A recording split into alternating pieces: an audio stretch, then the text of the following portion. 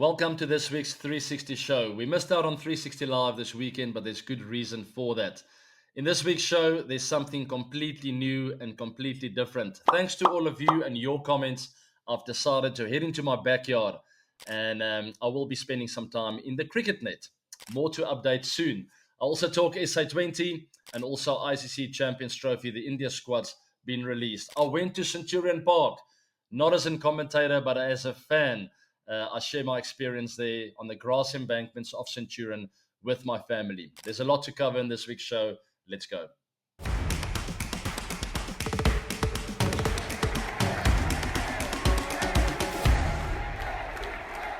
Let's start off with the big news. The India squad has been released for the ICC Champions Trophy. Captain Rohit Sharma. Guys, I really feel this is a very well-balanced, good squad. I know there's been a lot of comments, a lot of complaints, a lot of criticism. No Mohammad Siraj, a lot of spin bowling options. It looks a bit one-dimensional, but I'll explain to you why I think this is a tournament-winning squad.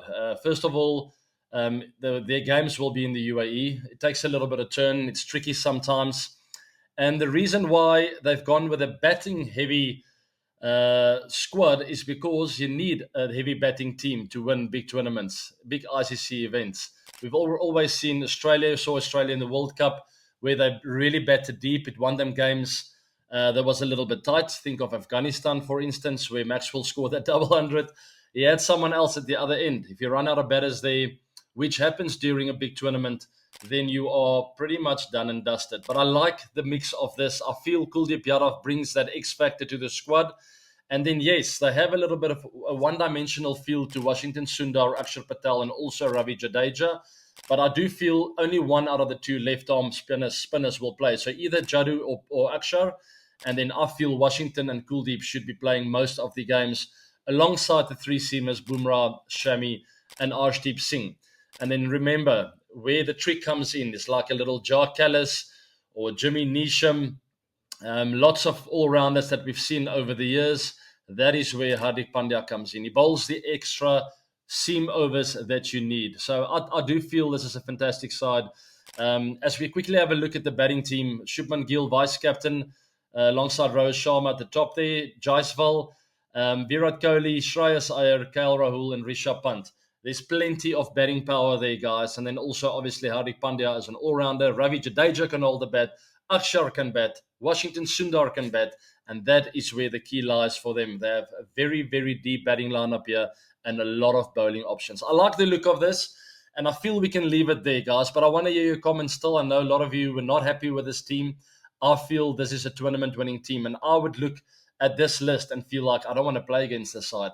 There's a lot of firepower here, and they have options left, right, and center to cover pretty much any conditions they are confronted with. So very happy with this side. The main priority for them will be to get Rohit and some of the more experienced players like Virat, also Jadeja, Hardik Pandya, get them in form, get them scoring runs. And the young guns, we've seen what they're capable of. They will be there winning games of cricket for Team India. So all in all, good team. And a lot to look forward to. I'm looking forward to also find out what you think of my comments. And please give me criticism, but I really do feel this is a good team. Guys, we'll be moving on to the comms boxes. I'll cover a couple of questions before I'll head into the garden. I told you guys about that new segment that I'm about to launch with you guys. And it's largely because of all of you. You wanted to find out a bit more about certain stuff, and I will be revealing that really soon. Let's cover a couple of questions, guys. We're talking about, does Siraj absence in the Champions Trophy and England's ODI series cost India badly? I don't think so. He's been a little bit offish with his game in the last while. Maybe the Tour of Australia took its toll, and he bowled a lot of overs. He gave his absolute best. He did good at times, not so good at some in other times. But I think the main reason for that is the fact that he can't hold the bat. So it's just maybe also bring a Rishabh Pant back. You've got that the likes of Hardik Pandya. Maybe they just felt like, you know what, Mohammad Shami has been the stalwart when it comes to ODIs. He's the guy that picks up wickets. He should be in place of Siraj. Remember, he came back from injury. But because of a Pandya and also Rishabh coming to the side, the balance just didn't fit for Siraj to make it into that ODI squad. So Sorry for him. He's a wonderful player. I'm sure he will be back.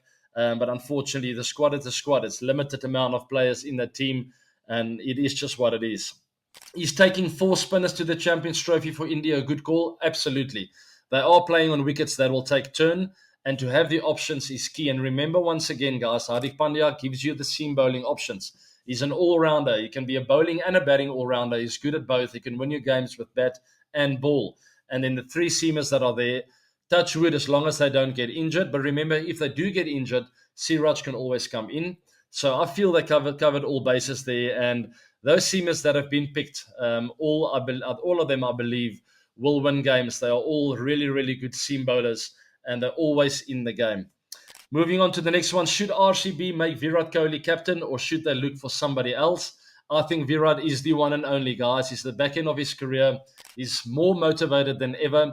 As long as he can find a bit of form, score those runs, those match-winning knocks that we are so accustomed to see from him, I'll be very happy. And I do think there is a swan song, fairy tale ending, cherry on the cake kind of finish for Virat over the next few years. Hopefully, he gets it right alongside his RCB teammates. Rishabh Pant is the new LSG captain. Your thoughts on our number 17 AB? Yes, number 17 indeed. What a fantastic pick for LSG. I think it's a great move for the franchise. We know what Rishabh brings to the party. That is a lot of energy, a lot of enthusiasm, a lot of match-winning capabilities and characteristics. He will lead from the front. He leads by example. He's a positive, aggressive kind of guy when it comes to batting.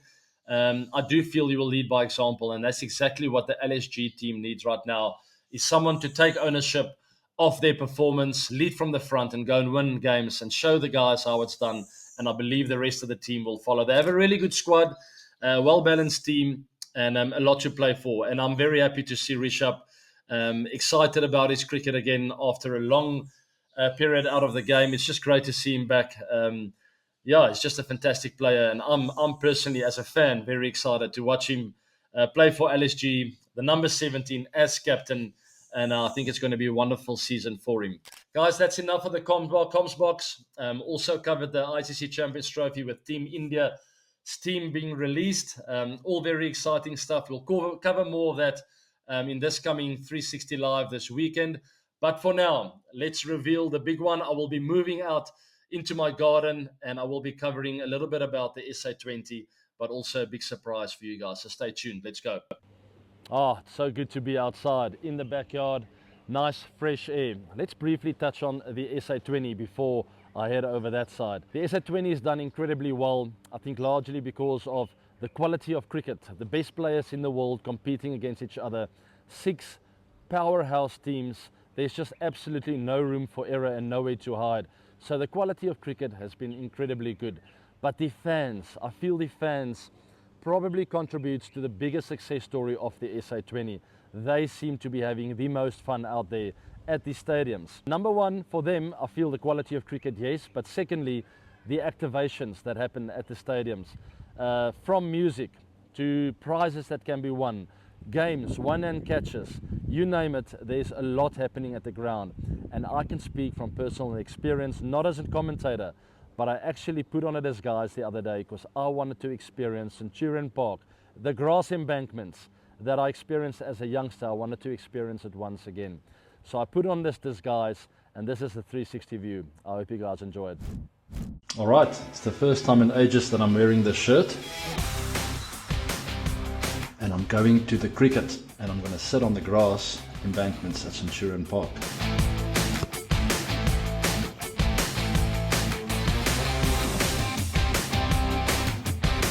Ready to roll.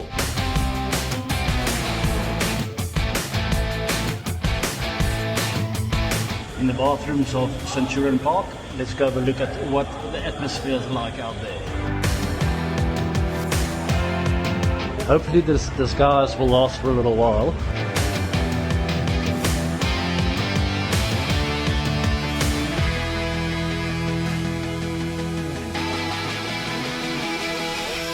I haven't watched a game of cricket from the grass embankments of Centurion for ages. Oh, look at that. So this is my first attempt since retirement.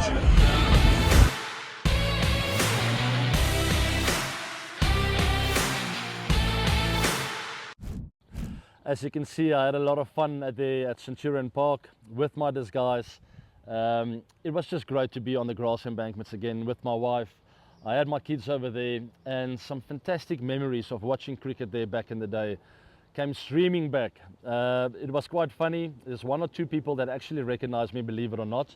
I found it incredibly funny. I asked them politely, please keep it to yourselves, as I just want to sit here as a fan today and enjoy the cricket.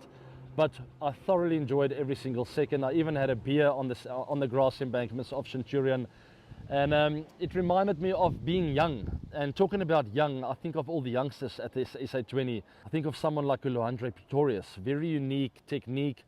He's got a little bit of a whip on his backswing.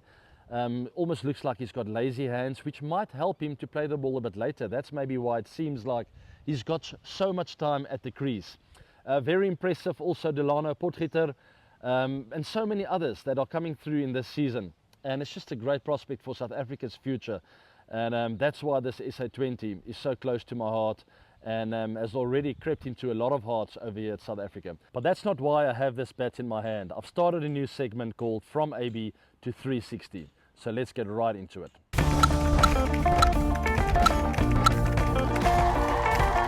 Welcome to a brand new section of the 360 show. Thanks to all of you. You guys have asked me for some coaching tips with regards to batting. So we'll start off very basic with the basic fundamentals of batting over the next few weeks, and we'll move to the more complicated stuff later on. This part of the show is called From AB to 360. Let's go.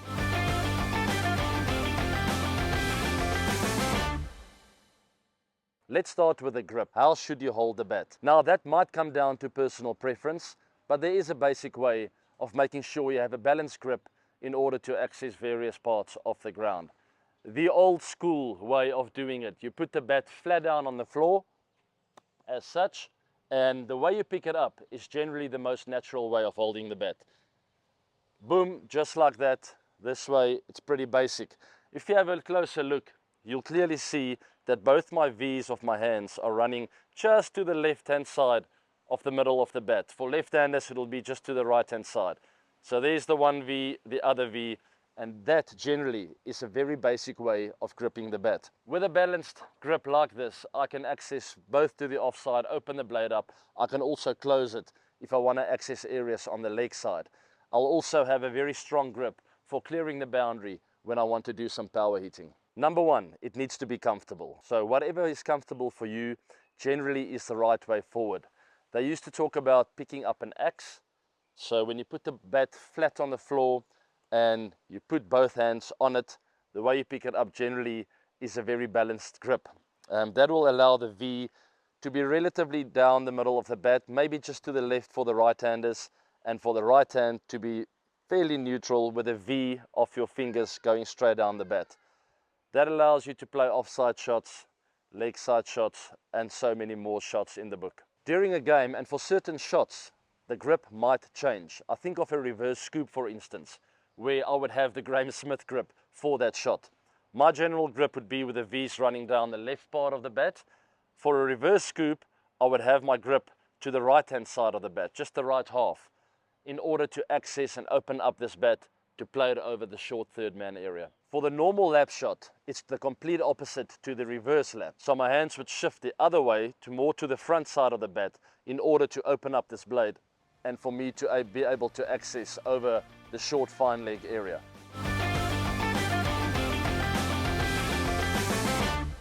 It's important to note that every player is different.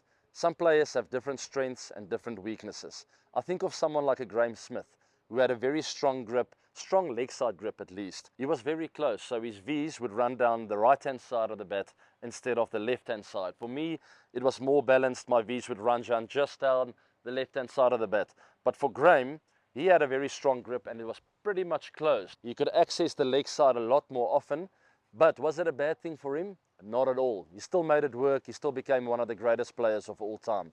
Every player is different, and whatever you feel comfortable with, you should go with, as long as you work hard at it and understand your own strengths and your own weaknesses.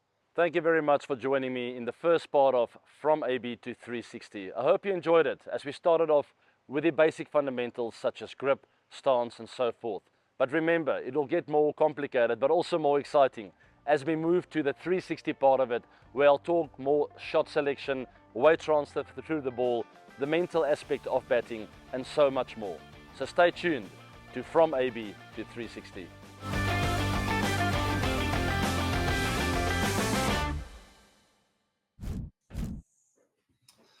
Wow, it's nice to step out into the garden, get a bit of fresh air. I hope you guys enjoyed the new segment of the 360 show. And that is From AB to 360. I had a lot of fun. It was really short and very basic, guys, but there's a lot more entertaining stuff to follow. So be sure to stay tuned. And I will also take questions and ideas from you guys. So please comment down below, as per usual, in the descriptions box.